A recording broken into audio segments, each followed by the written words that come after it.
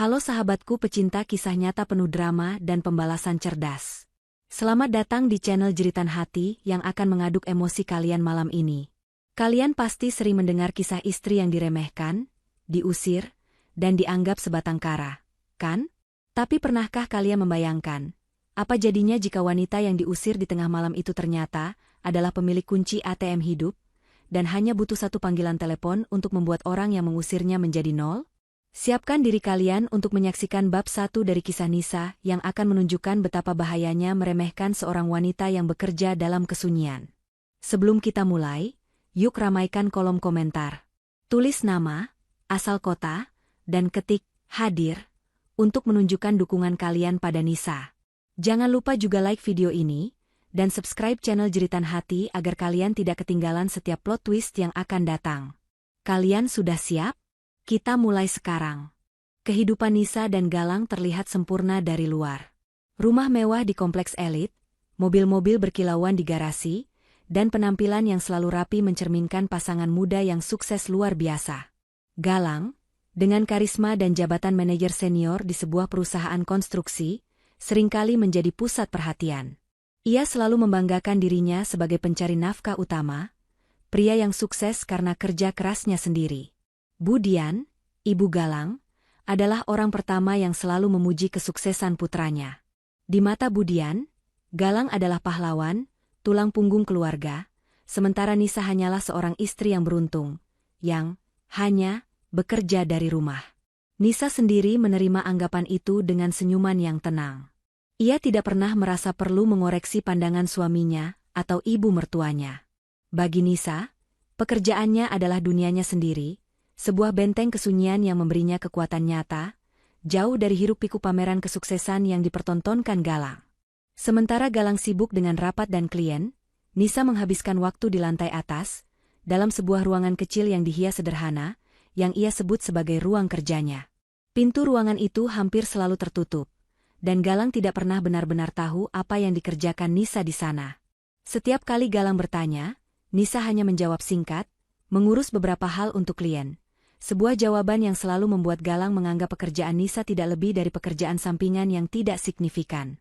Rutinitas harian mereka adalah cerminan dari kesalahpahaman akut ini. Galang akan bangun pagi, menikmati kopi yang sudah disiapkan Nisa, dan memberikan nasihat-nasihat tentang bagaimana seharusnya Nisa memanfaatkan waktu luangnya, seperti mengikuti arisan elit atau kegiatan sosial lainnya untuk mendukung karir suami. Bu Dian, yang sering menginap di rumah mereka, selalu menimpali dengan nada merendahkan. Bu Dian sering berkata pada Galang, bahwa Nisa harusnya lebih bersyukur mendapatkan suami yang mapan seperti Galang, dan tidak perlu terlalu serius dengan pekerjaan, iseng-iseng, yang tidak jelas penghasilannya. Ironisnya, rumah mewah, mobil-mobil yang mereka gunakan, dan bahkan gaji bulanan Galang sendiri, secara tidak langsung, berasal dari pondasi yang dibangun Nisa dalam kesunyian ruangan kerjanya. Nisa adalah pendiri dan pemilik tunggal dari sebuah perusahaan konsultasi keuangan dan manajemen aset yang sangat rahasia. Perusahaan ini tidak memiliki kantor fisik mencolok, melainkan beroperasi melalui jaringan digital dan pertemuan privat dengan klien-klien kakap. Klien Nisa bukanlah klien sembarangan. Mereka adalah pengusaha besar, pejabat tinggi, bahkan beberapa di antaranya adalah pemilik bank dan perusahaan investasi tempat Galang bekerja. Nisa menjalankan seluruh bisnisnya dengan sangat hati-hati, memastikan namanya tidak pernah muncul di headline atau media sosial. Ia menggunakan nama samaran dan perusahaan cangkang untuk melindungi privasinya, terutama dari Galang dan Bu Dian yang serakah. Ia tahu, jika Galang dan Bu Dian mengetahui kekayaan dan jaringan sebenarnya, mereka akan segera merusaknya dengan ambisi dan tuntutan tak terbatas. Suatu malam, saat makan malam, Galang dengan bangga bercerita tentang rencana pembelian sebuah lahan besar di pinggiran kota untuk proyek perusahaan. Galang berbicara panjang lebar tentang besarnya komisi yang akan ia terima, dan betapa beruntungnya ia menjadi bagian dari proyek tersebut. Bu Dian mengangguk-angguk setuju, memuji kecerdasan putranya tanpa henti. "Lihat Nisa," kata Galang sambil menyendok nasi, "seharusnya kamu fokus membantu suamimu dengan hal-hal yang benar-benar menghasilkan uang, bukannya terus-terusan di kamar itu. Uang receh yang kamu dapatkan itu tidak akan pernah bisa membangun masa depan seperti yang kusiapkan ini." Nisa tersenyum tipis. Ia tahu betul proyek yang dibicarakan Galang. Bahkan, Ia tahu bahwa lahan yang akan dibeli itu adalah salah satu aset yang ia kelola untuk salah satu klien terbesarnya, dan pembelian itu baru bisa terlaksana setelah Nisa secara pribadi menyetujui kucuran dana dari investor yang ia wakili. Komisi yang akan diterima Galang hanyalah remah-remah kecil dari transaksi bernilai triliunan rupiah, yang seluruhnya ia orkestrasi dari ruangan kerjanya yang dianggap sepele. Tentu, Galang. Aku akan pastikan proyekmu lancar, jawab Nisa lembut, sebuah janji yang memiliki makna jauh lebih dalam dari yang Galang pahami. Di balik ketenangan Nisa, ia telah membangun fondasi kekayaan yang tak tergoyahkan. Setiap aset yang mereka miliki, termasuk rumah yang mereka tempati, sertifikatnya atas nama perusahaan cangkang Nisa, bukan atas nama Galang. Galang hanya tahu bahwa ada cicilan bulanan yang terbayar otomatis dari rekening bank bersama mereka, tanpa pernah memeriksa siapa sebenarnya pihak yang mengirimkan dana dalam jumlah besar secara reguler ke rekening tersebut. Dana itu, tentu saja, berasal dari keuntungan bisnis Nisa. Bu Dian sering mengeluhkan kebiasaan Nisa yang terlalu tertutup. Bu Dian selalu mendesak Nisa untuk membuka semua rahasia keuangannya. Sebagai istri, kamu harusnya terbuka dengan suami. Jangan pelit dengan suamimu sendiri, Nisa. Semua yang kamu punya itu seharusnya milik Galang juga, desak Bu Dian suatu kali, setelah mencoba mengintip ke dalam ruang kerja Nisa dan menemukan pintu itu terkunci. Nisa hanya menjawab, segala sesuatu yang kubutuhkan untuk Galang dan ibu selalu tersedia, Bu Dian. Apalagi yang perlu kubuka? Jawaban Nisa selalu memicu amarah terpendam Galang dan Bu Dian, karena mereka merasa Nisa memiliki sesuatu yang disembunyikan, sesuatu yang berharga, tetapi mereka tidak pernah bisa membuktikan atau mengaksesnya. Mereka hanya melihat Nisa sebagai wanita rumahan yang beruntung, tanpa mengetahui bahwa Nisa adalah arsitek finansial di balik setiap kesuksesan semu Galang. Wanita yang menyimpan kunci kekuasaan sejati dalam keheningan sebuah ruangan kecil di lantai atas rumah mereka sendiri. Dalam beberapa minggu terakhir, ada ketegangan yang semakin meningkat. Galang mulai sering menerima panggilan telepon rahasia dengan nada panik, sementara Bu Dian sering terlihat berdiskusi berbisik-bisik dengan Galang. Nisa mengamati semuanya dari jauh, dari balik layar komputernya. Insting bisnisnya mengatakan bahwa Galang sedang berada di ambang kehancuran finansial. Nisa sudah melihat tanda-tanda itu sejak lama, saat Galang mulai menginvestasikan dana perusahaan secara serampangan, mencoba mengejar keuntungan cepat tanpa perhitungan. Nisa sudah mencoba memperingatkan Galang secara halus, tetapi Galang selalu menganggapnya omong kosong. Kamu tidak tahu apa-apa soal bisnis besar, Nisa. Itu urusan pria, balas Galang dengan meremehkan. Nisa hanya menggeleng dalam hati. Ia tahu segalanya. Ia tahu kapan waktu yang tepat untuk menarik seluruh jaring pengamannya, dan membiarkan Galang serta Bu Dian menghadapi kenyataan pahit tanpa ada lagi bantalan yang menopang keangkuhan mereka. Babak baru, di mana topeng kesempurnaan itu akan segera hancur berkeping-keping, sudah di depan mata. Tanda-tanda kehancuran finansial yang Nisa prediksi kini mulai menampakkan wujudnya. Kegelisahan Galang yang selama ini hanya tersamar dalam bisikan telepon rahasia kini pecah menjadi kepanikan nyata. Wajah Galang terlihat pucat pasi, matanya memerah karena kurang tidur, dan senyum angkuhnya lenyap tak berbekas. Bu Dian pun ikut terseret dalam aura ketegangan ini. Ia berhenti mengomentari pekerjaan Nisa dan fokus mendesak Galang mencari solusi cepat. Masalahnya ternyata jauh lebih besar dari sekadar investasi yang gagal. Galang, dalam upaya mengejar status dan keuntungan instan, telah menggunakan sejumlah besar dana perusahaan yang seharusnya digunakan untuk proyek jangka panjang.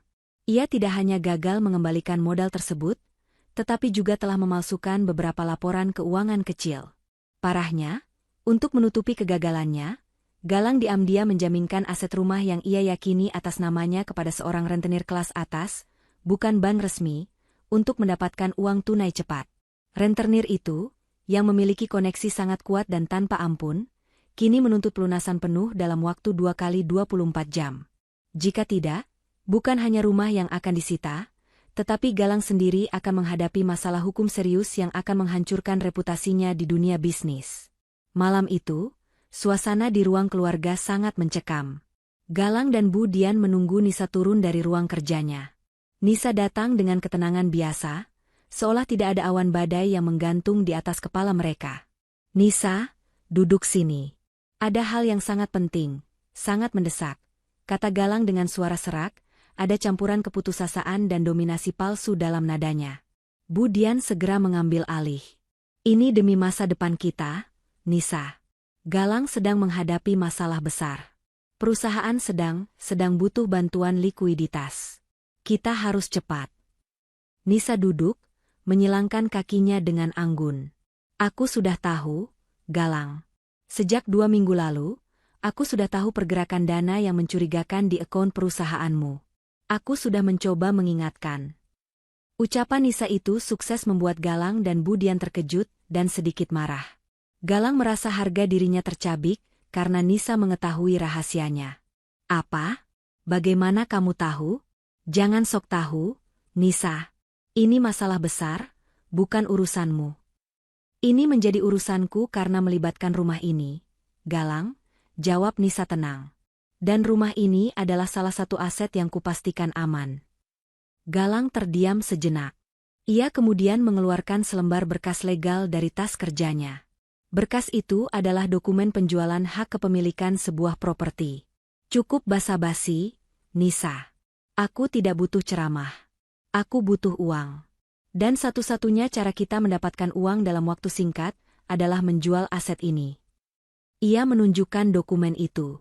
Aset yang tertera di sana adalah sebuah gudang tua dan sebidang tanah kosong di kawasan industri yang selama ini dianggap remeh oleh Galang dan Bu Dian. Mereka selalu menganggap aset itu sebagai warisan kecil dari almarhum ayah Nisa yang tidak bernilai. Padahal, gudang itu dulunya adalah kantor pertama Nisa, tempat ia memulai jaringan konsultasinya, dan tanah di sekitarnya adalah tempat ia menyembunyikan identitas perusahaannya. Bagi Nisa, aset itu bukan uang, tetapi simbol dan pusat operasinya. Ini milikmu, Nisa. Jual. Sekarang juga. Harganya cukup untuk menutupi utang rentenir sialan itu, dan kita bisa bernapas lagi. Pinta Galang, yang kini lebih terdengar seperti perintah.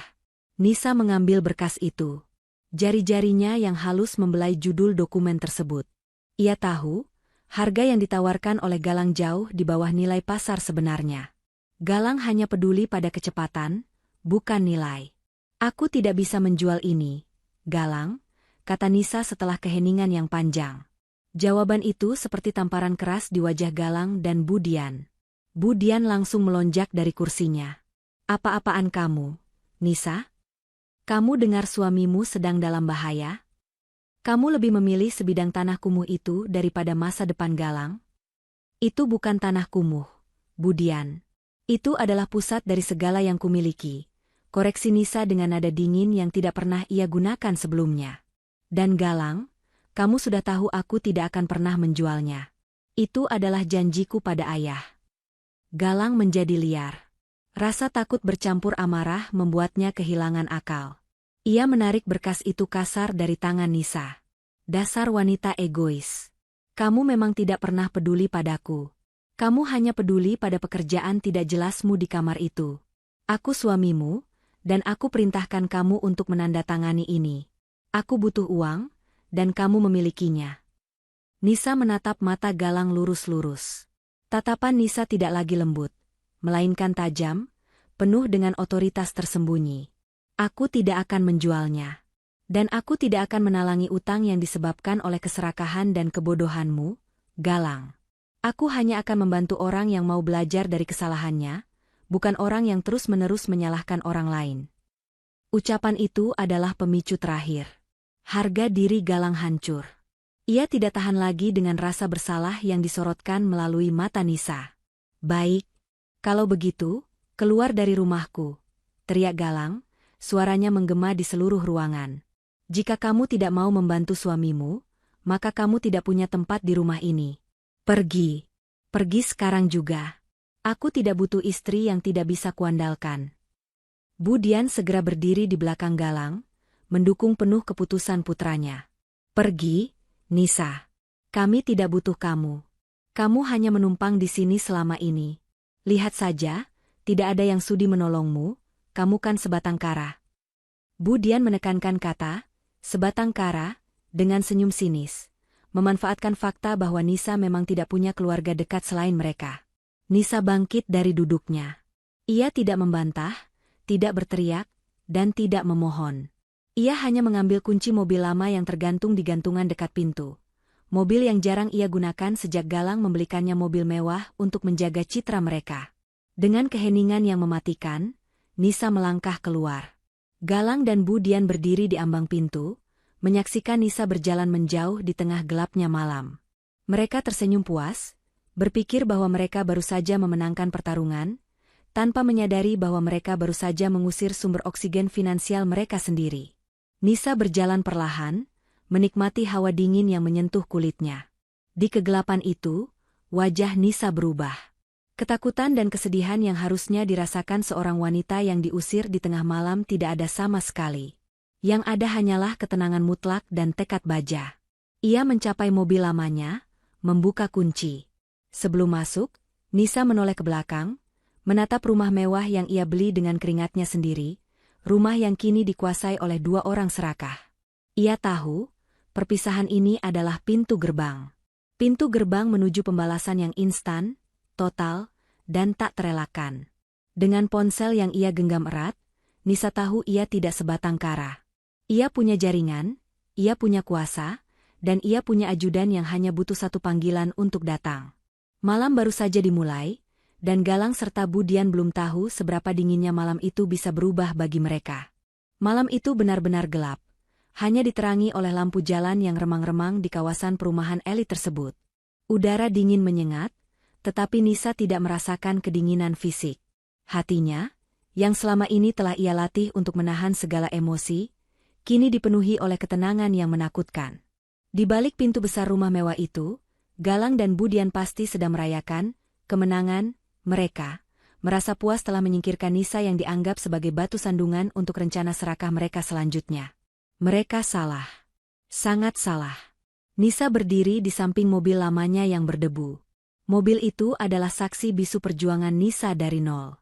Itu adalah kendaraan yang ia gunakan saat ia masih harus berkeliling menemui klien-klien kecil, jauh sebelum Galang masuk ke dalam hidupnya dan membujuknya untuk meningkatkan citra dengan membeli mobil-mobil mewah baru. Mobil itu, bagi Nisa, adalah pengingat akan dirinya yang sejati, sosok yang mandiri dan tidak pernah bergantung pada siapapun, termasuk Galang. Ia menarik napas panjang, memejamkan mata sejenak, menghilangkan semua sisa-sisa kemarahan dan kekecewaan. Ia tidak akan membiarkan emosi menguasai logikanya. Saatnya bertindak. Saatnya mengaktifkan rencana yang telah ia susun secara tidak sadar selama bertahun-tahun, sebuah rencana kontingensi untuk hari di mana Galang dan Bu Dian melampaui batas kewarasan. Nisa membuka ponselnya.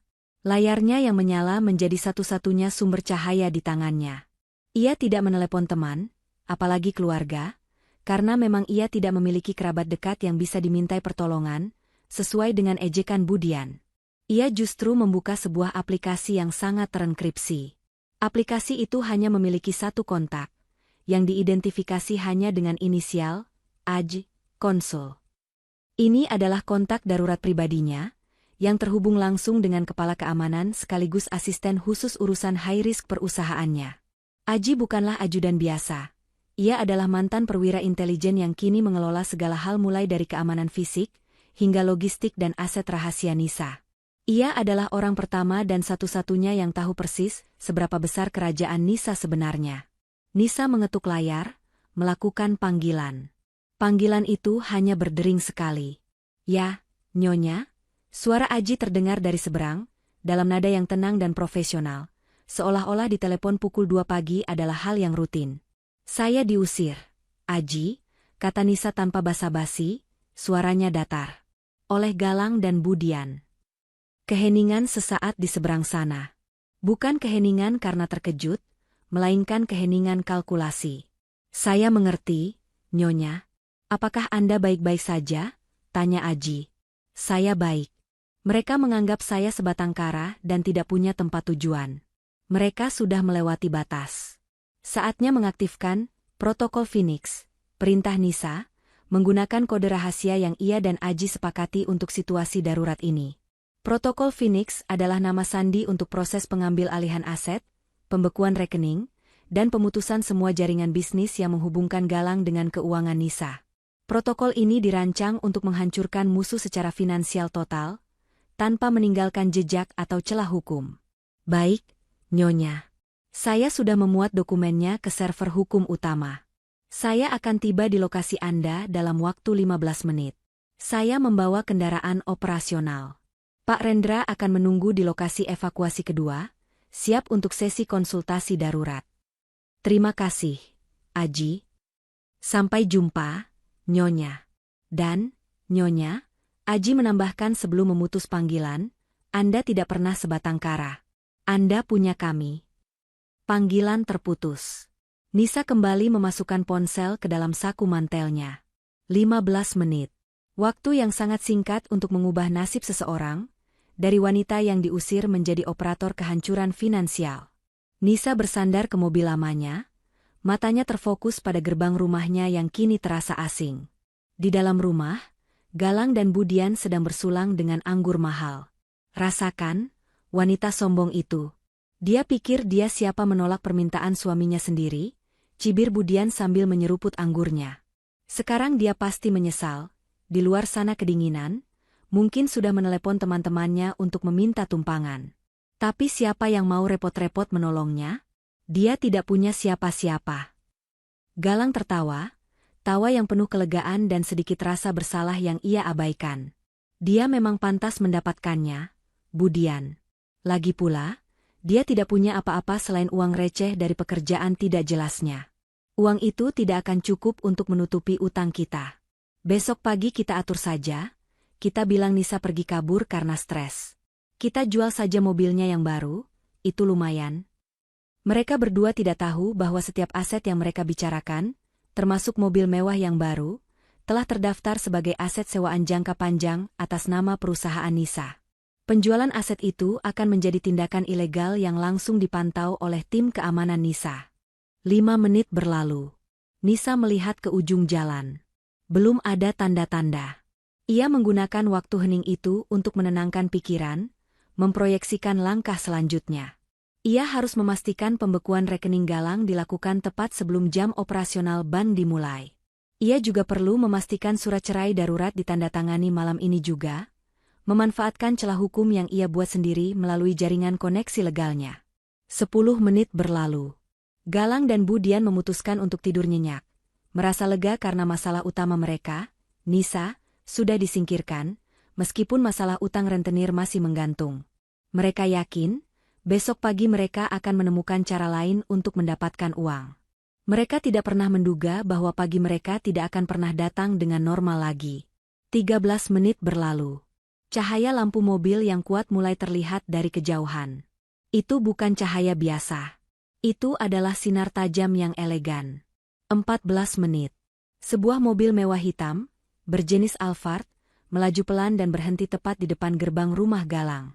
Mobil itu begitu mencolok di tengah keheningan malam, memancarkan aura kekayaan yang jauh melampaui mobil-mobil milik Galang. 15 menit. Pintu belakang Alphard terbuka dengan gerakan senyap. Keluar seorang pria berseragam jas hitam yang sangat rapi, dengan gestur tubuh yang tegap dan profesional. Itu adalah Aji. Ia tidak melihat ke arah rumah mewah itu, melainkan langsung berjalan menuju Nisa yang berdiri di samping mobil lamanya. Aji membungkuk hormat. Selamat malam, Nyonya. Maaf atas keterlambatan 1 menit 20 detik, ada pemeriksaan keamanan di gerbang utama. Nisa mengangguk, menerima permintaan maaf Aji seolah-olah itu adalah hal yang wajar. Tidak masalah, Aji. Kita tidak punya banyak waktu. Aku ingin semua proses hukum dan finansial diaktifkan sekarang. Sudah diaktifkan, Nyonya. Kita akan langsung menuju markas komando kedua. Pak Rendra sudah menunggu dengan dokumen. Semua rekening Galang dan rekening bersama sudah dalam status pemantauan ketat dan siap dibekukan. Pagi ini, tepat pada jam buka, mereka akan menghadapi kehancuran total. Jawab Aji sambil membuka pintu Alphard, memberikan isyarat agar Nisa masuk. Nisa berjalan menuju Alphard, meninggalkan mobil lamanya di pinggir jalan. Ketika ia memasuki mobil itu, ia duduk di kursi belakang yang mewah, seolah-olah ia sedang kembali ke singgasananya. Pemandangan wanita yang diusir, yang dianggap sebatang kara, kini digantikan oleh sosok penguasa sejati yang baru saja mengaktifkan tombol kehancuran bagi orang-orang yang meremehkannya. Mobil Alphard hitam itu perlahan menjauh dari gerbang rumah Galang, membawa Nisa menuju malam yang penuh perhitungan strategis. Di balik pintu gerbang itu, Galang dan Bu Dian tidur pulas, tidak menyadari bahwa satu panggilan telepon telah mengubah takdir mereka selamanya. Mereka belum tahu bahwa pada saat itu juga, Nisa telah memulai perundingan dengan rentenir yang mengancam Galang, bukan untuk menalangi utang Galang, tetapi untuk membeli utang tersebut, menjadikan Nisa sendiri sebagai kreditur utama Galang, sebuah pembalasan yang jauh lebih kejam dan personal. Mobil Alphard hitam melaju dengan kecepatan terkontrol, meninggalkan kompleks perumahan elit tempat Nisa baru saja diusir. Jendela mobil yang kedap suara dan berwarna gelap menciptakan ruang isolasi sempurna bagi Nisa untuk fokus pada rencana pembalasannya. Setelah Nisa masuk dan Aji duduk di kursi depan, suasana di dalam mobil berubah total dari nuansa pengungsian menjadi ruang komando bergerak yang sangat efisien. Nisa mengeluarkan sebuah tablet tipis dari tas kecilnya. Tablet itu terhubung langsung ke jaringan aman yang berisi semua data finansial, aset, dan dokumen hukum perusahaannya. Ia tidak membuang waktu. Dalam keadaan darurat seperti ini, setiap detik sangat berharga. Aji, konfirmasi status pinjaman Galang dari pihak rentenir. Perintah Nisa, suaranya kini kembali pada nada seorang CEO yang sedang memimpin rapat penting, jauh dari kesan wanita rapuh yang baru saja diusir. Sudah saya konfirmasi, Nyonya.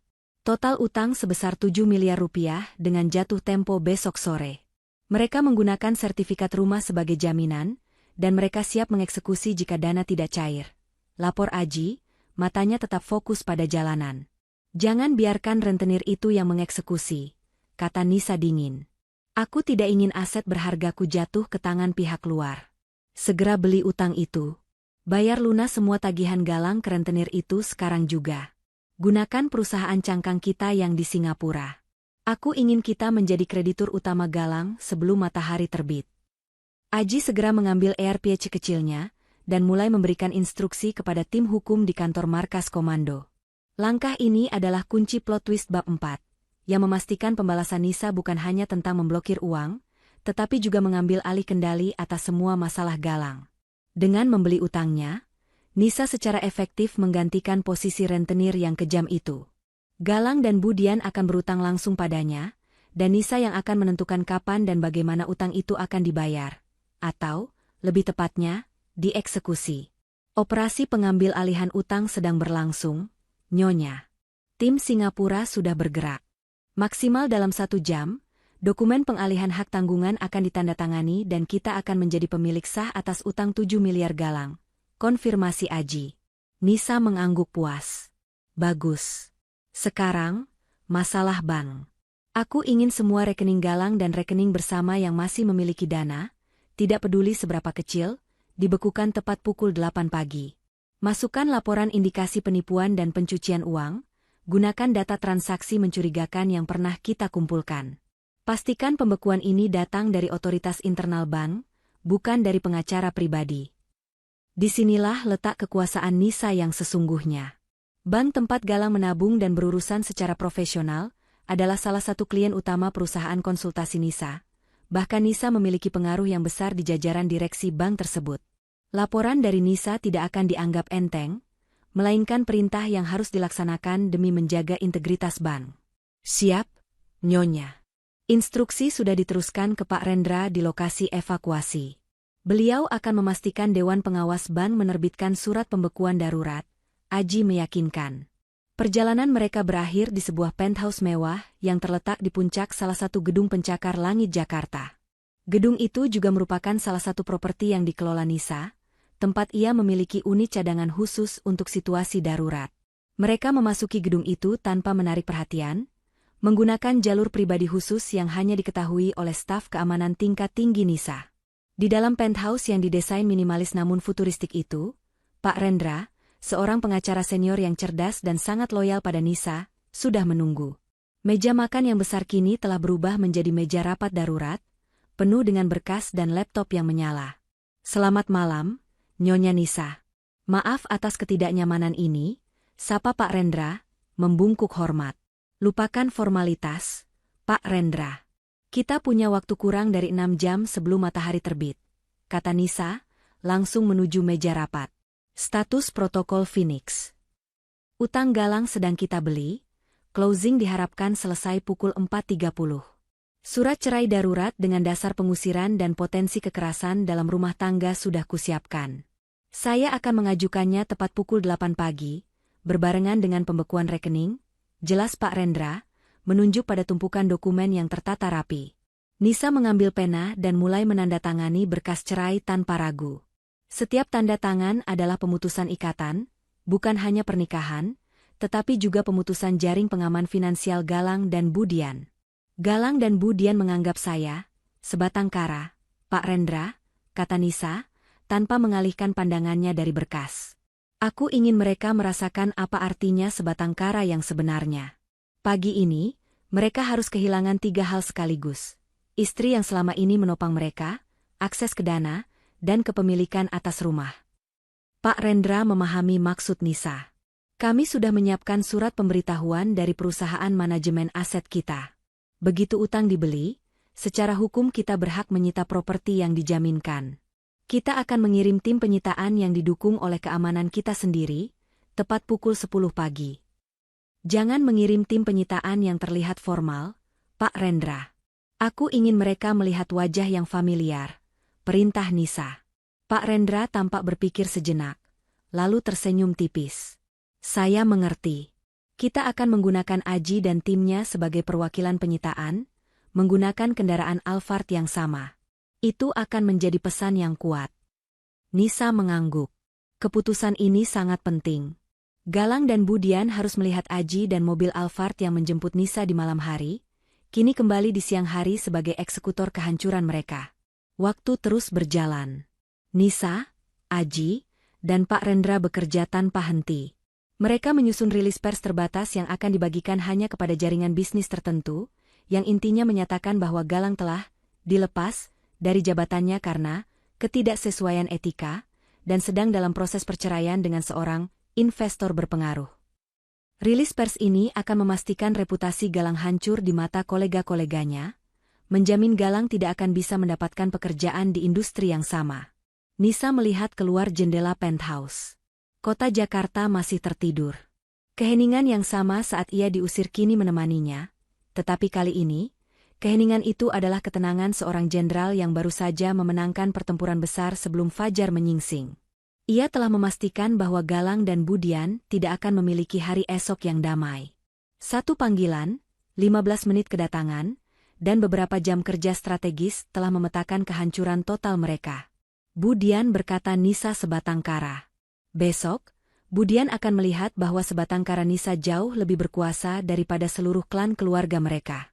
Mobil Alphard hitam melaju dengan kecepatan terkontrol, meninggalkan kompleks perumahan elit tempat Nisa baru saja diusir. Jendela mobil yang kedap suara dan berwarna gelap menciptakan ruang isolasi sempurna bagi Nisa untuk fokus pada rencana pembalasannya. Setelah Nisa masuk dan Aji duduk di kursi depan, suasana di dalam mobil berubah total dari nuansa pengungsian menjadi ruang komando bergerak yang sangat efisien. Nisa mengeluarkan sebuah tablet tipis dari tas kecilnya. Tablet itu terhubung langsung ke jaringan aman yang berisi semua data finansial, aset, dan dokumen hukum perusahaannya. Ia tidak membuang waktu. Dalam keadaan darurat seperti ini, setiap detik sangat berharga. Aji, konfirmasi status pinjaman Galang dari pihak rentenir. Perintah Nisa. Suaranya kini kembali pada nada seorang CEO yang sedang memimpin rapat penting, jauh dari kesan wanita rapuh yang baru saja diusir. Sudah saya konfirmasi, Nyonya. Total utang sebesar 7 miliar rupiah dengan jatuh tempo besok sore. Mereka menggunakan sertifikat rumah sebagai jaminan, dan mereka siap mengeksekusi jika dana tidak cair. Lapor Aji, matanya tetap fokus pada jalanan. Jangan biarkan rentenir itu yang mengeksekusi, kata Nisa dingin. Aku tidak ingin aset berhargaku jatuh ke tangan pihak luar. Segera beli utang itu. Bayar lunas semua tagihan Galang ke rentenir itu sekarang juga. Gunakan perusahaan cangkang kita yang di Singapura. Aku ingin kita menjadi kreditur utama Galang sebelum matahari terbit. Aji segera mengambil AirPods kecilnya, dan mulai memberikan instruksi kepada tim hukum di kantor markas komando. Langkah ini adalah kunci plot twist bab 4. Yang memastikan pembalasan Nisa bukan hanya tentang memblokir uang, tetapi juga mengambil alih kendali atas semua masalah Galang. Dengan membeli utangnya, Nisa secara efektif menggantikan posisi rentenir yang kejam itu. Galang dan Budian akan berutang langsung padanya, dan Nisa yang akan menentukan kapan dan bagaimana utang itu akan dibayar. Atau, lebih tepatnya, dieksekusi. Operasi pengambil alihan utang sedang berlangsung, Nyonya. Tim Singapura sudah bergerak. Maksimal dalam 1 jam, dokumen pengalihan hak tanggungan akan ditandatangani dan kita akan menjadi pemilik sah atas utang 7 miliar Galang. Konfirmasi Aji. Nisa mengangguk puas. Bagus. Sekarang, masalah bank. Aku ingin semua rekening Galang dan rekening bersama yang masih memiliki dana, tidak peduli seberapa kecil, dibekukan tepat pukul 8 pagi. Masukkan laporan indikasi penipuan dan pencucian uang, gunakan data transaksi mencurigakan yang pernah kita kumpulkan. Pastikan pembekuan ini datang dari otoritas internal bank, bukan dari pengacara pribadi. Disinilah letak kekuasaan Nisa yang sesungguhnya. Bank tempat Galang menabung dan berurusan secara profesional, adalah salah satu klien utama perusahaan konsultasi Nisa. Bahkan Nisa memiliki pengaruh yang besar di jajaran direksi bank tersebut. Laporan dari Nisa tidak akan dianggap enteng, melainkan perintah yang harus dilaksanakan demi menjaga integritas bank. Siap, Nyonya. Instruksi sudah diteruskan ke Pak Rendra di lokasi evakuasi. Beliau akan memastikan Dewan Pengawas Bank menerbitkan surat pembekuan darurat, Aji meyakinkan. Perjalanan mereka berakhir di sebuah penthouse mewah yang terletak di puncak salah satu gedung pencakar langit Jakarta. Gedung itu juga merupakan salah satu properti yang dikelola Nisa, tempat ia memiliki unit cadangan khusus untuk situasi darurat. Mereka memasuki gedung itu tanpa menarik perhatian, menggunakan jalur pribadi khusus yang hanya diketahui oleh staf keamanan tingkat tinggi Nisa. Di dalam penthouse yang didesain minimalis namun futuristik itu, Pak Rendra, seorang pengacara senior yang cerdas dan sangat loyal pada Nisa, sudah menunggu. Meja makan yang besar kini telah berubah menjadi meja rapat darurat, penuh dengan berkas dan laptop yang menyala. Selamat malam, Nyonya Nisa. Maaf atas ketidaknyamanan ini, sapa Pak Rendra, membungkuk hormat. Lupakan formalitas, Pak Rendra. Kita punya waktu kurang dari 6 jam sebelum matahari terbit, kata Nisa, langsung menuju meja rapat. Status protokol Phoenix. Utang Galang sedang kita beli, closing diharapkan selesai pukul 4.30. Surat cerai darurat dengan dasar pengusiran dan potensi kekerasan dalam rumah tangga sudah kusiapkan. Saya akan mengajukannya tepat pukul 8 pagi, berbarengan dengan pembekuan rekening, jelas Pak Rendra, menunjuk pada tumpukan dokumen yang tertata rapi. Nisa mengambil pena dan mulai menandatangani berkas cerai tanpa ragu.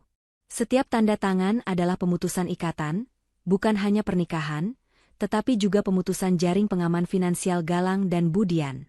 Galang dan Budian menganggap saya, sebatang kara, Pak Rendra, kata Nisa, tanpa mengalihkan pandangannya dari berkas. Aku ingin mereka merasakan apa artinya sebatang kara yang sebenarnya. Pagi ini, mereka harus kehilangan 3 hal sekaligus. Istri yang selama ini menopang mereka, akses ke dana, dan kepemilikan atas rumah. Pak Rendra memahami maksud Nisa. Kami sudah menyiapkan surat pemberitahuan dari perusahaan manajemen aset kita. Begitu utang dibeli, secara hukum kita berhak menyita properti yang dijaminkan. Kita akan mengirim tim penyitaan yang didukung oleh keamanan kita sendiri, tepat pukul 10 pagi. Jangan mengirim tim penyitaan yang terlihat formal, Pak Rendra. Aku ingin mereka melihat wajah yang familiar. Perintah Nisa. Pak Rendra tampak berpikir sejenak, lalu tersenyum tipis. Saya mengerti. Kita akan menggunakan Aji dan timnya sebagai perwakilan penyitaan, menggunakan kendaraan Alphard yang sama. Itu akan menjadi pesan yang kuat. Nisa mengangguk. Keputusan ini sangat penting. Galang dan Budian harus melihat Aji dan mobil Alphard yang menjemput Nisa di malam hari, kini kembali di siang hari sebagai eksekutor kehancuran mereka. Waktu terus berjalan. Nisa, Aji, dan Pak Rendra bekerja tanpa henti. Mereka menyusun rilis pers terbatas yang akan dibagikan hanya kepada jaringan bisnis tertentu, yang intinya menyatakan bahwa Galang telah dilepas dari jabatannya karena ketidaksesuaian etika, dan sedang dalam proses perceraian dengan seorang investor berpengaruh. Rilis pers ini akan memastikan reputasi Galang hancur di mata kolega-koleganya, menjamin Galang tidak akan bisa mendapatkan pekerjaan di industri yang sama. Nisa melihat keluar jendela penthouse. Kota Jakarta masih tertidur. Keheningan yang sama saat ia diusir kini menemaninya, tetapi kali ini, keheningan itu adalah ketenangan seorang jenderal yang baru saja memenangkan pertempuran besar sebelum fajar menyingsing. Ia telah memastikan bahwa Galang dan Budian tidak akan memiliki hari esok yang damai. Satu panggilan, 15 menit kedatangan, dan beberapa jam kerja strategis telah memetakan kehancuran total mereka. Budian berkata Nisa sebatang kara. Besok, Budian akan melihat bahwa sebatang kara Nisa jauh lebih berkuasa daripada seluruh klan keluarga mereka. Matahari pagi menyinari kamar Galang dan Budian di rumah mewah itu. Berbeda dengan malam sebelumnya yang dipenuhi ketegangan utang, pagi itu dipenuhi rasa lega dan euforia palsu. Bagi Galang dan Budian, masalah mereka yang paling besar, yaitu Nisa, telah disingkirkan. Mereka yakin Nisa, yang dianggap sebatang kara, kini pasti sedang merana di suatu tempat. Galang bangun dengan semangat baru, meskipun kepalanya sedikit pusing karena anggur malam sebelumnya. Ia menatap sisi tempat tidur yang kini kosong. Akhirnya, gumamnya pelan, menikmati kebebasan yang terasa instan itu. Ia merasa tidak lagi terbebani oleh tatapan menilai Nisa. Budian masuk ke kamar dengan senyum lebar, membawa nampan berisi sarapan mewah. Bangun, Galang, anakku. Hari ini adalah awal dari kehidupan baru kita. Hidup tanpa wanita pengganggu itu, katanya sambil meletakkan nampan di meja samping tempat tidur. Terima kasih, Ibu. Ibu memang satu-satunya yang mengerti aku, jawab Galang, merasa tersanjung. Sekarang, kita harus fokus pada masalah utang rentenir itu. Tapi setidaknya, tekanan dari Nisa sudah hilang. Kita bisa menjual mobilnya yang baru, dan kita pasti bisa membayar sewa apartemen kecil untuk Nisa, jika dia menghubungiku nanti, agar tidak mengganggu kita lagi. Budian tertawa sinis. Jual saja mobil mewahnya, Galang. Dan jangan buang-buang uang untuk wanita itu. Biarkan dia tahu rasa hidup sebatang kara. Siapa yang mau membantunya? Temannya saja tidak ada yang berani berurusan dengan kita, apalagi dia. Keduanya duduk menikmati sarapan, penuh dengan rencana serakah yang mereka susun di atas kehancuran orang lain. Rencana pertama adalah mendapatkan uang tunai secepat mungkin. Galang memutuskan untuk pergi ke bank dan menarik semua dana yang ada di rekening pribadinya dan rekening bersama. Ia juga akan mencoba menghubungi beberapa relasi bisnisnya yang lain, berharap bisa meminjam dana darurat tanpa sepengetahuan rentenir yang kini mengancamnya. Aku akan ke bank sekarang, Bu. Kita kumpulkan uang tunai dulu, untuk jaga-jaga, kata Galang sambil bersiap-siap. Kalau urusan utang rentenir, kita bisa tunda sedikit. Mereka paling hanya mengancam. Siapa berani menyentuh seorang manajer sepertiku? Budian mengangguk. Bagus, Galang. Setelah urusan bank selesai, Ibu ingin kamu mentransfer uang saku bulanan Ibu. Ibu ingin sekali membeli tas baru yang sudah lama Ibu incar. Itu sebagai perayaan kita, karena sudah bebas dari Nisa. Tentu, Bu. Setelah aku tarik uang di bank, aku akan langsung mentransfernya, janji Galang. Galang bergegas menuju garasi. Ia memilih mobil mewahnya yang paling mencolok, yang ia beli sebagian besar dari dana yang ia curi dari perusahaan. Ia merasa gagah saat menyalakan mesin mobil itu. Ia yakin, masalah utang hanyalah riak kecil yang akan segera ia atasi. Pukul 7.30, Galang sudah berada di jalan raya menuju pusat kota. Tepat pada jam itu, di kantor perusahaan Galang, sebuah email masuk ke kotak masuk Galang dan semua dewan direksi. Judul email itu singkat dan dingin. Pemberitahuan penghentian kerja efektif segera. Email itu, yang dikirim oleh Pak Rendra atas nama investor mayoritas, menyatakan bahwa Galang diberhentikan dari jabatannya karena pelanggaran etika dan ketentuan non-disclosure agreement berat yang terdeteksi secara internal. Tidak ada penjelasan lebih lanjut, tidak ada ruang untuk negosiasi atau perpisahan. Galang, yang sedang asyik mendengarkan musik di mobil, belum memeriksa emailnya. Ia masih merasakan euforia kemenangan palsunya. Sementara itu, di rumah mewah itu, Budian juga mulai bersiap-siap. Ia ingin pergi ke mall terkemuka untuk membeli tas impiannya. Budian meraih kartu debitnya, yang ia simpan di dompet khusus, kartu yang selalu terisi otomatis dari rekening Galang. Ia membayangkan dirinya berbelanja dengan bebas, tanpa Nisa yang selalu mengawasi dan menyindir gaya hidupnya yang boros. Pukul 7.45, Galang tiba di bank langganannya. Ia melangkah ke dalam bank dengan langkah percaya diri, menyapa petugas keamanan dengan senyum lebar. Ia menuju mesin ATM high limit yang khusus disediakan untuk nasabah prioritas. Di penthouse Nisa, jam menunjukkan pukul 7.55. Nisa, Aji, dan Pak Rendra menatap layar yang menunjukkan dashboard transaksi bank Galang. 5 menit lagi, Nyonya, bisik Aji. Nisa mengangguk, matanya tajam dan tidak berkedip. Ini adalah momen krusial. Pukul 8 pagi tepat. Sebuah notifikasi otomatis berkedip di dashboard Nisa. Pembekuan rekening Galang dan Budian telah diaktifkan secara otomatis oleh sistem internal bank. Tidak ada alarm berbunyi, tidak ada drama. Hanya eksekusi senyap, bersih, dan total. Galang, di depan mesin ATM, memasukkan kartunya. Ia memasukkan nominal besar, uang yang cukup untuk ia gunakan melarikan diri jika ancaman rentenir semakin serius. Layar ATM berkedip sebentar. Kemudian muncul sebuah pesan. Transaksi tidak dapat diproses. Saldo, Rp 0,00. Galang mengerutkan kening. Mungkin sistem bank sedang bermasalah, pikirnya. Ia mencoba lagi, kali ini dengan jumlah yang lebih kecil. Hasilnya sama. Saldo, Rp 0,00. Wajah Galang mulai memerah. Ia mengeluarkan kartu itu, mencoba kartu debitnya yang lain, rekening bersama dengan Nisa. Ia berpikir mungkin dana dari rekening Nisa masih ada.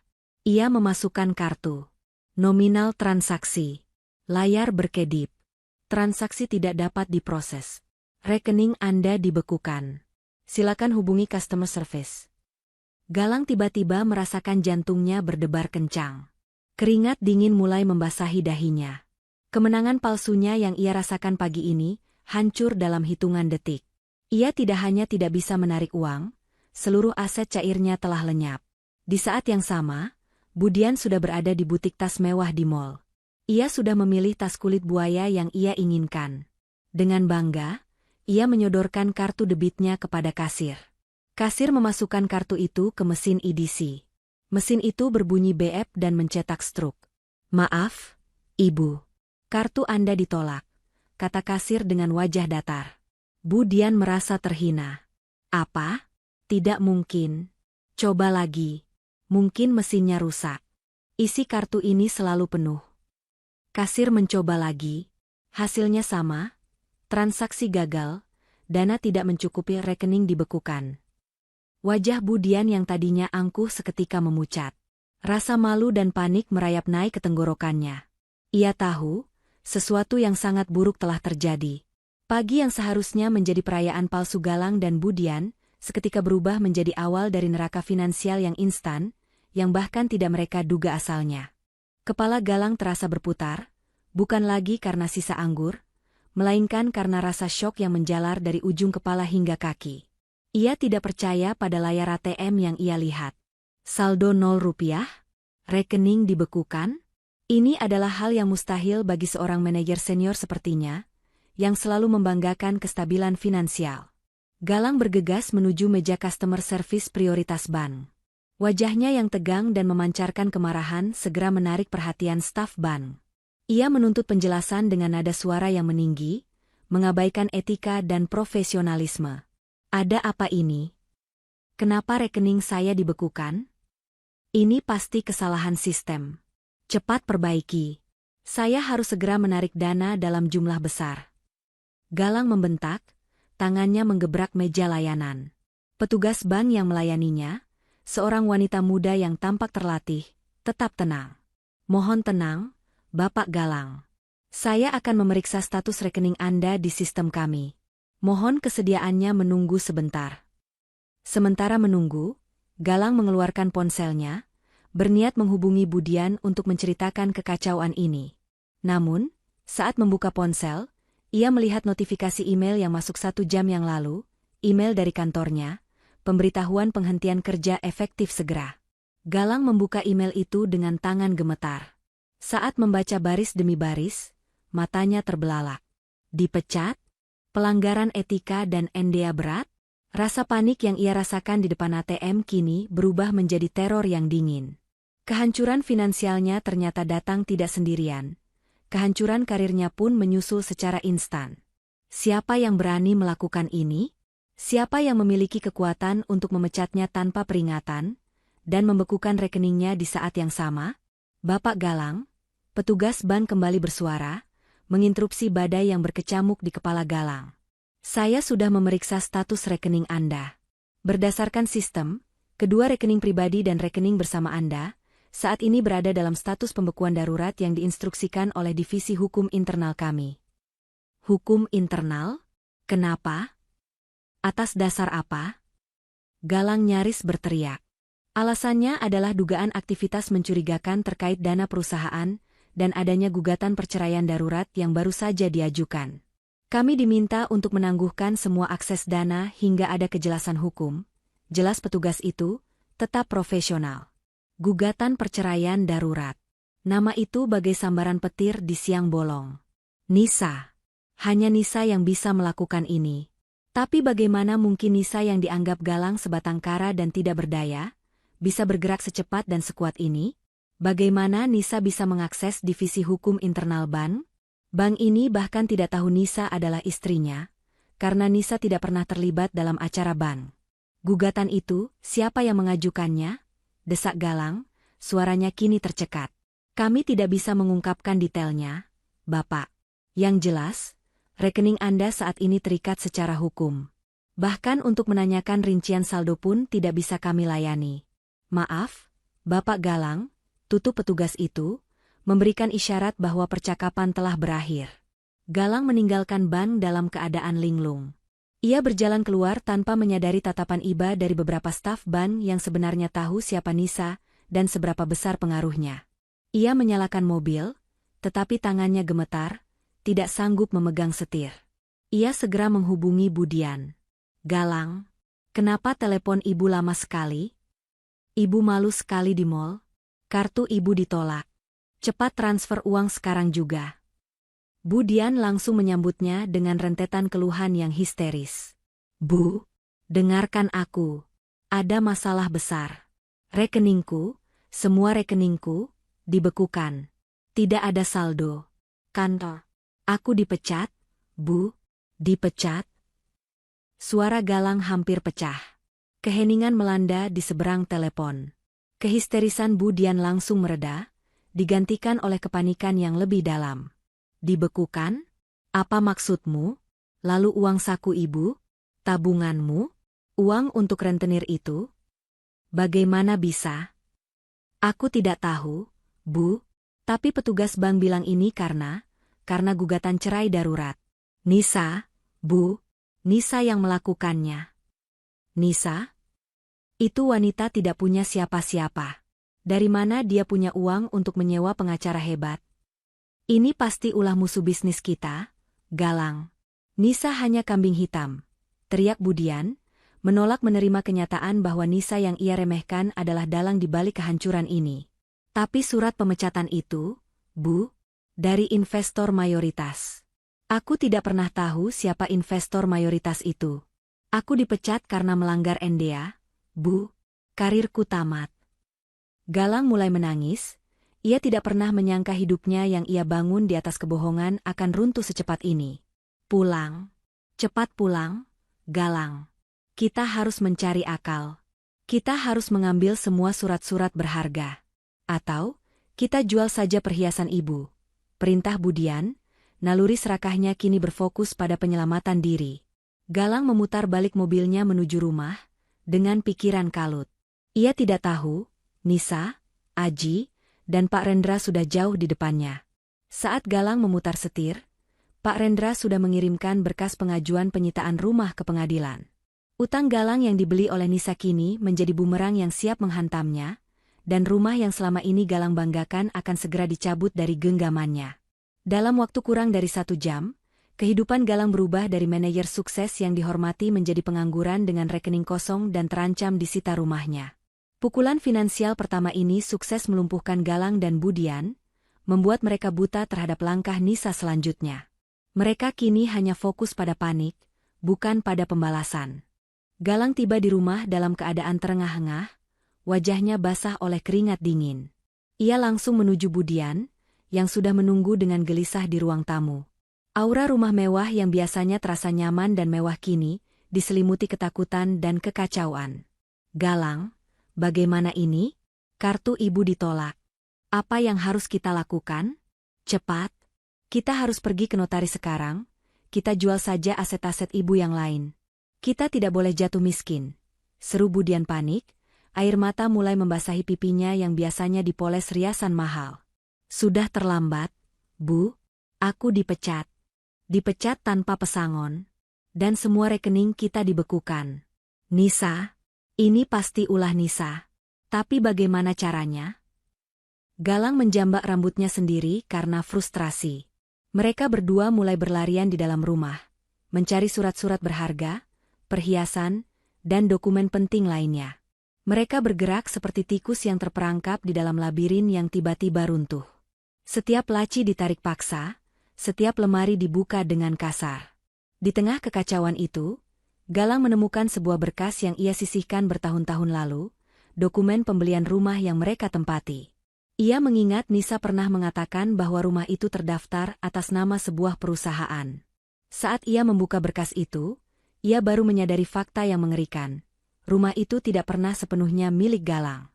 Sertifikat kepemilikan formalnya, yang dijaminkan ke bank untuk mendapatkan pinjaman hipotek, terdaftar atas nama PT Phoenix Investama, sebuah perusahaan yang namanya tidak pernah ia dengar, dan Galang hanya terdaftar sebagai penyewa jangka panjang dengan hak pembelian bersyarat.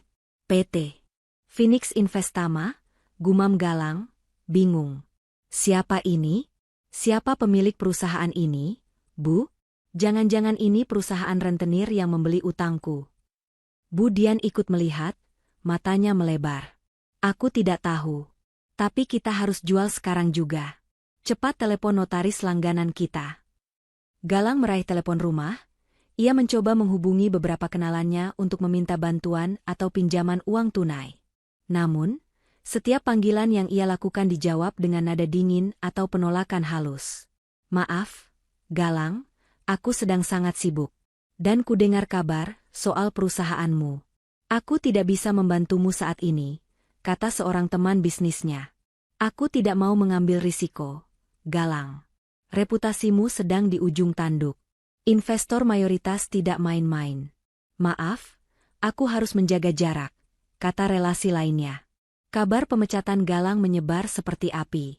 Nama Galang, yang sebelumnya menjadi simbol kesuksesan, kini menjadi pariah di komunitas bisnis. Galang dan Budian merasakan kebuntuan total. Semua jaringan sosial yang mereka rajut, semua kemewahan yang mereka pamerkan, kini menjadi debu yang menjauhi mereka. Ejekan Budian tentang sebatang kara, kini berbalik sepenuhnya. Merekalah yang kini sebatang kara dan dijauhi semua orang. Tiba-tiba, ponsel Galang bergetar. Sebuah pesan masuk dari nomor yang tidak dikenal. Pesan itu sangat singkat. Hanya sebuah lampiran dan dua kata. Baca ini.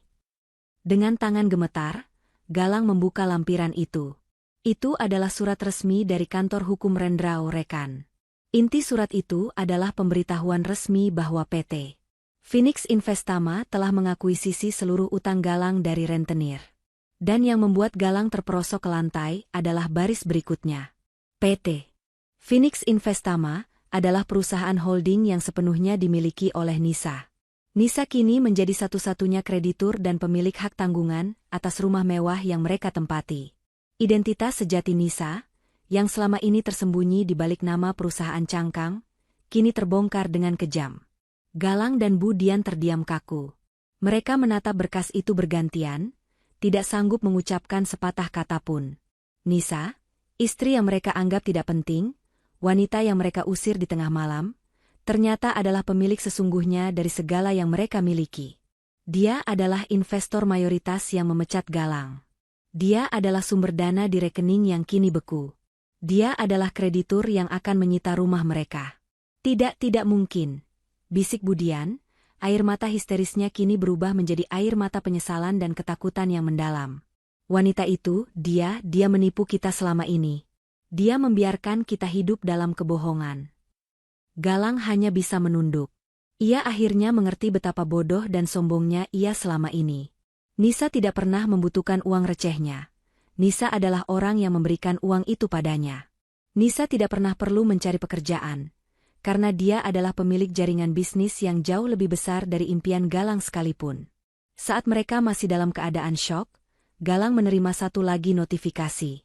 Kali ini, sebuah push notification dari layanan kurir. Kurir itu sudah berada di gerbang utama. Bu Dian dengan tergesa-gesa berlari ke pintu, berharap itu adalah kiriman penting yang bisa dijual. Di tangan kurir itu ada 2 amplop tebal.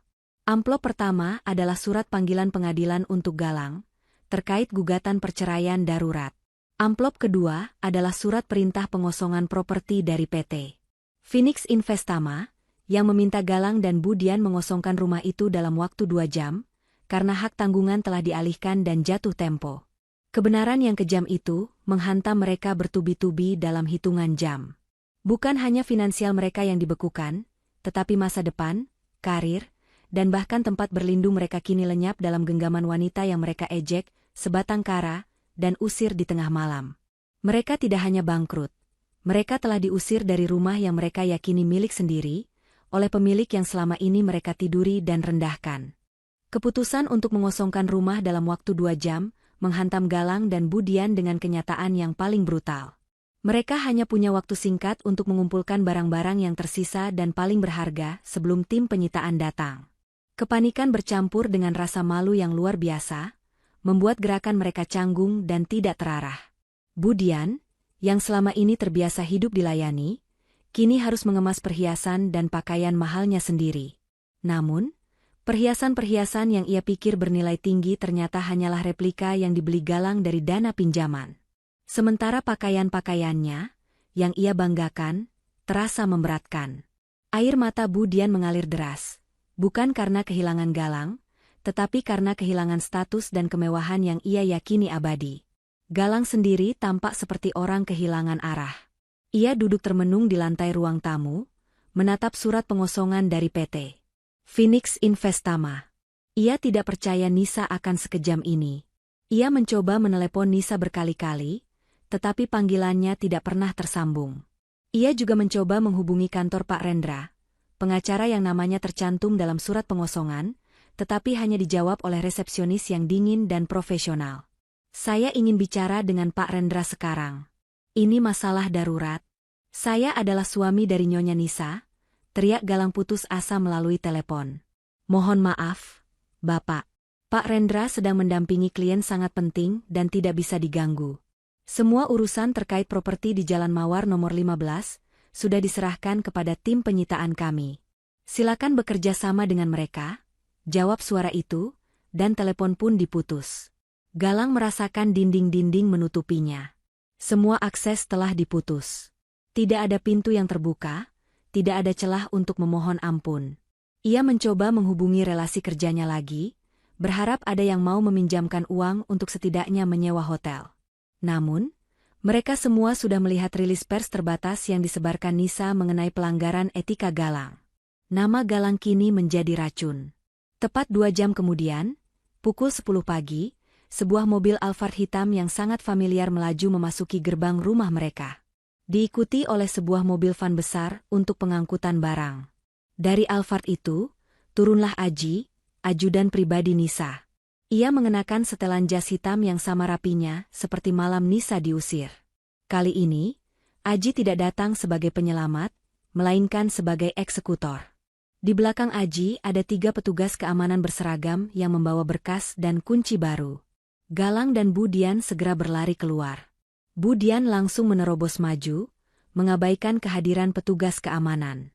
Anda ajudannya Nisa, kan? Di mana Nisa? Suruh dia datang ke sini. Katakan padanya ibu minta maaf. Ibu akan melakukan apapun yang dia mau. Ibu janji tidak akan pernah mengganggu rumah tangganya lagi. Bu Dian memohon sambil menarik jas Aji. Aji tidak menunjukkan emosi. Ia tetap berdiri tegak, membiarkan Bu Dian menarik-narik jasnya. Ia kemudian memberikan isyarat kepada petugas keamanan untuk menahan Bu Dian dengan sopan. Saya adalah perwakilan hukum dari PT Phoenix Investama dan kantor hukum Rendrang Rekan. Kami di sini untuk menjalankan surat perintah pengosongan properti. Semua aset telah dialihkan dan jatuh tempo. Kami meminta Anda mengosongkan area ini sekarang juga, kata Aji dengan suara berat dan tanpa basa-basi. Galang menghampiri Aji, wajahnya pucat pasi. Tolong, Aji. Saya mohon, hubungi Nisa. Saya akan kembalikan semuanya. Saya akan mencabut surat cerai. Saya janji akan menjadi suami yang baik. Saya tidak punya apa-apa lagi. Ini rumah kami. Aji menatap Galang lurus-lurus. Tatapannya begitu dingin, membuat Galang merasa sangat kecil dan tidak berarti. Nyonya Nisa tidak ingin dihubungi, Bapak Galang, jawab Aji. Nyonya Nisa telah memberikan mandat penuh kepada kami untuk menyelesaikan masalah ini secara tuntas dan sesuai hukum. Aji kemudian mengeluarkan sebuah ponsel. Bukan ponselnya, melainkan ponsel lama Nisa yang ia ambil dari mobil usang Nisa. Ia memperlihatkan sebuah rekaman audio singkat kepada Galang dan Budian. Itu adalah rekaman suara Budian saat malam pengusiran. Suara Budian, dari rekaman, lihat saja, tidak ada yang sudi menolongmu, kamu kan sebatang kara. Aji mematikan rekaman itu. Kata-kata ini, Bapak Galang, adalah kata-kata terakhir yang Nyonya Nisa dengar dari Budian. Dan pesan saya dari Nyonya Nisa adalah, tolong nikmati apa artinya, sebatang kara, yang sebenarnya. Kata-kata Aji itu bagai cambuk di wajah Galang dan Budian. Mereka menyadari, kebencian Nisa tidak lahir dari keinginan merebut harta, tetapi dari sakit hati yang dipicu oleh ejekan keji Budian. Mereka menyadari betapa dalam Nisa telah merencanakan pembalasan ini, menjadikannya sangat personal dan mematikan. Budian jatuh terduduk di teras. Ia menatap ke dalam rumah yang segera bukan lagi miliknya, memohon dengan air mata. Nisa, saya mohon, jangan lakukan ini. Kasihanilah kami. Kami akan mati di jalanan. Itu sudah menjadi konsekuensi logis dari tindakan Anda, Budian, kata Aji tanpa simpati. Anda dan Bapak Galang sudah diberikan waktu 2 jam. Waktu sudah habis. Silakan keluar dari properti ini sekarang. Petugas keamanan mulai masuk ke dalam rumah untuk mengamankan aset. Galang mencoba menghalangi, tetapi ia tak berdaya melawan petugas yang profesional. Ia melihat ke sekeliling, berharap ada tetangga atau orang yang dikenal yang mau membantunya, tetapi semua pintu tetangga tertutup rapat. Mereka ditinggalkan sendirian. Galang dan Budian akhirnya dipaksa keluar dari gerbang, membawa tas koper kecil berisi barang-barang yang berhasil mereka selamatkan, beberapa potong pakaian dan perhiasan imitasi. Mobil Alphard yang semalam membawa Nisa ke tempat aman, kini berdiri gagah di depan mereka, menjadi simbol kegagalan mereka yang mutlak. Mereka ditinggalkan di pinggir jalan, di depan rumah mewah yang kini telah berganti pemilik. Pintu permohonan telah tertutup, dan tidak ada lagi yang tersisa bagi mereka. Mereka kini benar-benar sebatang kara, dalam arti yang sebenarnya. Tanpa uang, tanpa rumah, tanpa masa depan, dan tanpa satupun teman yang mau mendekat. Sinar matahari siang hari terasa menyengat, kontras dengan bayangan dingin yang menyelimuti Galang dan Budian. Mereka berdiri termangu di trotoar, tepat di depan gerbang rumah mewah yang kini telah dikunci dan disegel dengan segel resmi milik PT Phoenix Investama. 2 koper kecil berisi sisa-sisa kemewahan palsu mereka tergeletak di samping kaki mereka. Mereka benar-benar ditinggalkan, tanpa tujuan, tanpa uang tunai, dan tanpa harapan. Mobil Alphard yang membawa Aji dan tim penyitaan pergi, meninggalkan Galang dan Budian dalam keheningan yang mematikan. Galang mencoba menghalangi mobil itu, berteriak memohon kesempatan kedua, tetapi Aji bahkan tidak repot-repot menoleh. Galang jatuh terduduk di pinggir jalan, wajahnya tertutup debu dan air mata. Ia kini menyadari, semua yang ia yakini sebagai kekuasaannya, hanyalah ilusi yang diciptakan oleh Nisa. Budian, yang masih belum sepenuhnya menerima kenyataan, mulai mencoba menghentikan mobil yang lewat, berharap ada kenalannya yang mau menolong. Namun, mobil-mobil mewah milik tetangga mereka hanya melaju cepat, menghindari kontak mata. Mereka semua tahu kabar burung tentang kehancuran Galang, dan tidak ada yang mau terlibat dalam masalah yang berurusan dengan investor mayoritas, yang misterius, yang kini mereka tahu adalah Nisa. Rasa lapar dan kehausan mulai menyerang. Galang merogoh saku, mencari uang receh yang mungkin tersisa. Ia hanya menemukan beberapa lembar uang kertas yang sudah lusuh, tidak cukup bahkan untuk membeli air minum. Ia mencoba menggunakan ponselnya, tetapi tagihan yang menunggak membuat layanan teleponnya terputus. Mereka benar-benar terisolasi. Galang, kita harus pergi. Kita tidak bisa di sini. Semua orang melihat kita. Ini memalukan, desak Budian, suaranya serak karena menangis. Pergi kemana, Bu? Uang kita nol, karierku nol, aku dipecat karena Nisa. Rumah ini diambil Nisa. Dia mengambil semuanya, Bu. Dia menghancurkan kita. Galang meraung, rasa frustrasinya berubah menjadi kebencian yang mendalam pada Nisa, tanpa sedikitpun rasa introspeksi atas kesalahannya. Akhirnya, dengan langkah gontai, mereka menyeret koper mereka, berjalan menjauhi kompleks perumahan yang dulu menjadi singgasana mereka. Galang, yang sebelumnya selalu mengenakan setelan jas mahal, kini tampak lusuh dan hampa. Budian, yang selalu tampil glamor, kini berjalan tanpa daya. Make-up-nya luntur oleh air mata dan keringat. Mereka berjalan tanpa arah, mencari tempat untuk menumpang, tetapi setiap pintu yang mereka ketuk ditutup di hadapan mereka. Beberapa hari berlalu. Galang dan Budian terpaksa tidur di emperan toko, menggantungkan hidup pada belas kasihan orang asing yang memberi sedikit makanan. Galang mencoba mencari pekerjaan, tetapi berita tentang pemecatannya sudah menyebar luas. Tidak ada perusahaan di industri itu yang berani mempekerjakannya, takut akan murka PT Phoenix Investama. Ia menyadari, Nisa tidak hanya mengambil uangnya, tetapi Nisa telah mengambil seluruh masa depannya.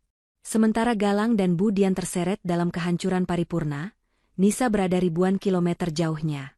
Ia terbang dengan jet pribadinya menuju sebuah pulau terpencil, tempat ia memiliki villa pribadi yang tenang. Nisa, didampingi Aji dan Pak Rendra, menikmati pagi yang damai. Ia tidak menonton berita, tidak membaca email pekerjaan. Semua proses sudah selesai, Nyonya, lapor Pak Rendra melalui panggilan video, memberikan laporan akhir. Rumah sudah diamankan, aset cair Galang dan Budian dibekukan permanen. Status cerai Anda akan diputuskan minggu depan. Secara hukum dan finansial, mereka sudah terputus total dari semua sumber daya Anda. Nisa hanya tersenyum tipis. Bagaimana kabar Galang, Pak Rendra? Tanyanya, suaranya tenang. Kami menerima laporan dari tim pemantauan. Mereka hidup sesuai dengan apa yang Budian katakan. Mereka sebatang kara, Nyonya. Hidup dari belas kasihan, jawab Pak Rendra jujur. Nisa menutup matanya sejenak. Ia tidak merasakan kemenangan yang gegap gempita, hanya rasa lega yang mendalam. Ia tidak ingin melihat mereka menderita, tetapi ia perlu memberikan pelajaran paling brutal agar mereka mengerti konsekuensi dari keangkuhan dan pengkhianatan. Baik. Lepaskan mereka, Pak Rendra, perintah Nisa. Maksud Anda? Tanya Pak Rendra, bingung. Maksudku, hentikan semua pemantauan. Biarkan mereka. Biarkan mereka menjalani hidup yang mereka pilih. Tapi pastikan, pintu untuk kembali ke kehidupanku sudah terkunci rapat, selamanya. Aku tidak ingin lagi nama mereka mengganggu ketenanganku, tegas Nisa. Keputusan Nisa untuk menghentikan pemantauan adalah bukti bahwa pembalasan Nisa bukan didorong oleh dendam tak berujung, melainkan oleh keinginan untuk memutus rantai racun yang mengikatnya. Ia sudah memenangkan perang, dan kini saatnya ia membangun kembali hidupnya tanpa harus terus-menerus melihat musuhnya merana. Di pulau terpencil itu, Nisa berdiri di balkon vilanya, menatap lautan yang luas dan biru. Ia telah mendapatkan kembali hidupnya, kebebasannya, dan harga dirinya. Ia kini bisa menjalankan kerajaannya secara terbuka, tanpa perlu bersembunyi. Wanita yang diusir di tengah malam itu kini adalah pemilik sejati dari takdirnya sendiri, meninggalkan Galang dan Budian dalam kehancuran total, yang mereka ciptakan sendiri. Pesan moral dari kisah Nisa, Galang, dan Budian ini sangatlah mendalam. Jangan pernah meremehkan kesunyian. Kisah ini mengajarkan bahwa kekuatan sejati seringkali tersembunyi dalam kesunyian dan kerendahan hati. Seseorang yang memilih untuk tidak pamer bukanlah orang yang lemah, melainkan seseorang yang bijaksana dan sedang membangun kekuatannya jauh di luar jangkauan pandangan orang serakah. Galang dan Budian dihancurkan karena mereka hanya menilai Nisa dari penampilan luarnya sebagai wanita rumahan, bukan dari jaringan kekuasaan yang ia bangun di ruang kerjanya yang tersembunyi.